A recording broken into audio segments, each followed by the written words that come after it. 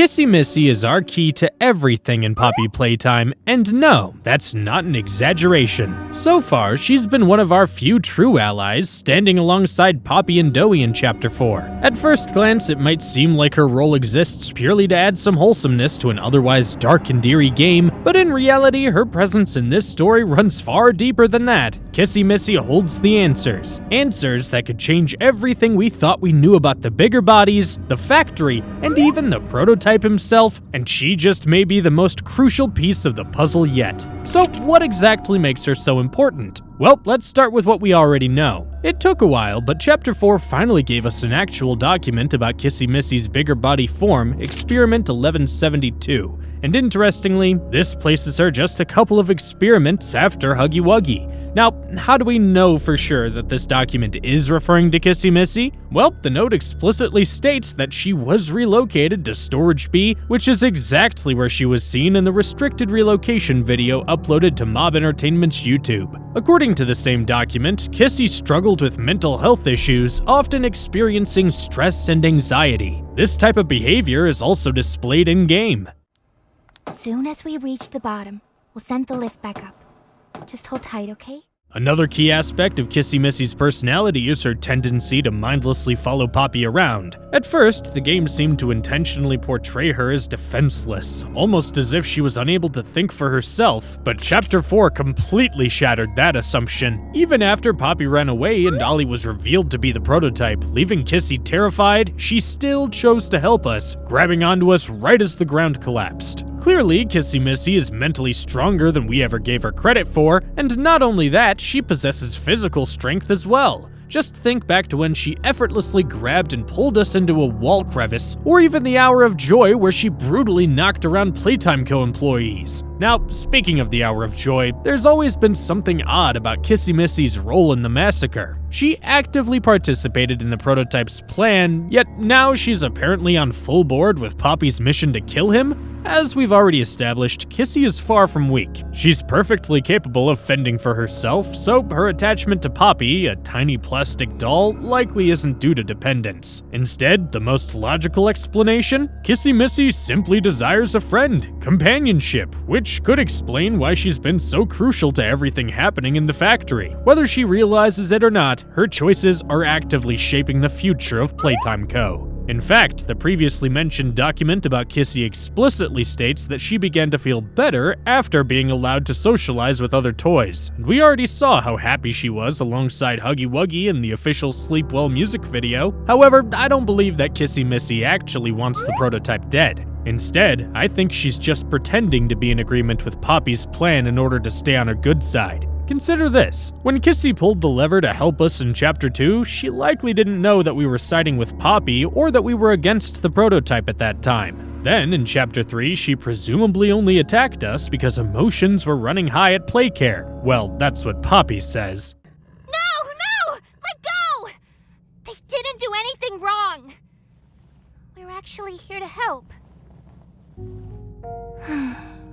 This place makes her tense. Although there is another possible explanation for this, which we'll get into soon. As for why Kissy chose to save us at the end of Chapter 4 even though she could have betrayed us, it was probably because she still cares about us, just as she does for Poppy, even if she doesn't fully agree with her plan. Let's not forget that Kissy Missy hasn't actually done anything physically to help the mission, at least not willingly. Meanwhile, we have planted the explosives in the factory's foundation and just literally gone along with every one of Poppy's commands. Ultimately, Kissy Missy is in the middle ground between Poppy and the prototype, and that's exactly why she's so important. Whether she stays neutral or finally takes a side, Kissy might be the deciding factor on how this entire story unfolds. So, that leaves us with two major questions. Why would she side with the prototype, and how does this all tie into her hidden importance? To start with, even though Kissy is far stronger than we initially thought, her gentle nature still makes her easy to manipulate. And as we know, the prototype is always looking for ways to exploit the vulnerable.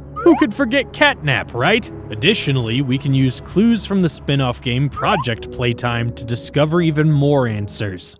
They are trying to build more toys, more like you. It has to be stopped.